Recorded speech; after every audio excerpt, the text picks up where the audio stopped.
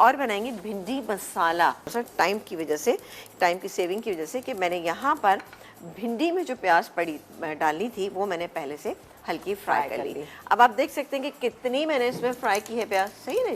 ये देख लीजिए, ये देखिए, ये प्याज जो है यहाँ हमारे पास ये फ्राई हुई भी रखी हुई है। ये मेरे पास तकरीबन आधा किलो के करीब मेरे पास ये भिंडी थी। इसको हमने साफ़ किया, इसके ज़रा बड़े बड़े पीसेस किए, और ये प्याज जो थी वो तकरीबन इसमें 250 ग्राम आपने डालनी है। प्याज ज़रा ज़्यादा अच्छी लगती है। प्याज को निकाल के बाहर रख लिया।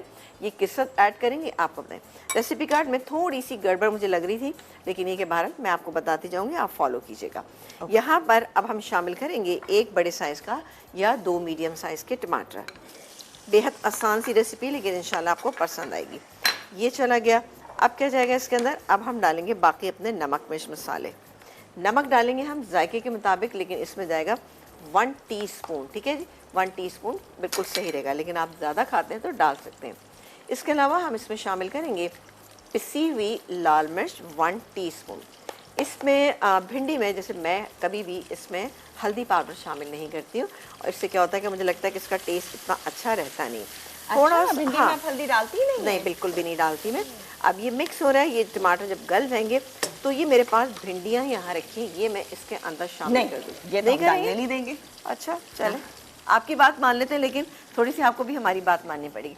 वो ये कि मैं जो यहाँ कोरमा बनाऊंगी, कैसी बात हुई है। हाँ, तो इसमें ये सफ़ेद तिल है, इसके अलावा ये नारियल है, और ये पिसे हुए बादाम है। इसको मैं बारीक पीस के रख लेती हूँ, ठीक है।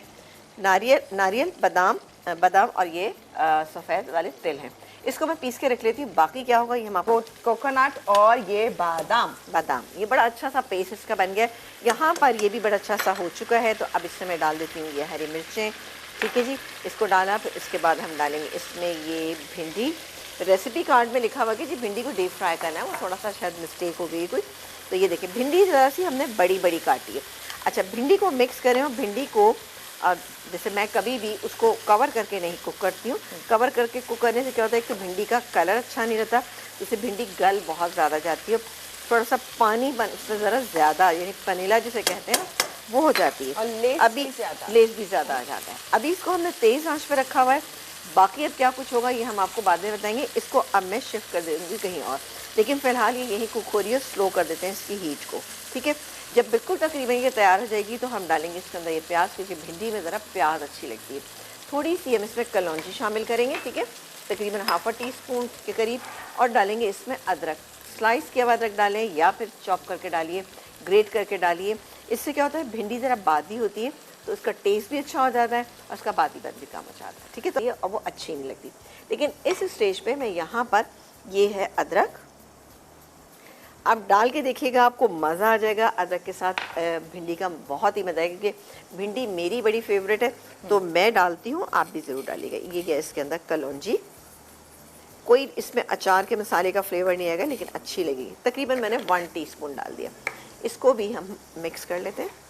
चले जी, ये इशू होता है कि भाई हड्डी से अलग ना हो बस। ये देखें जी, ये हमारी। अच्छा, अब मैं इसके अंदर शामिल करने जा रही हूँ।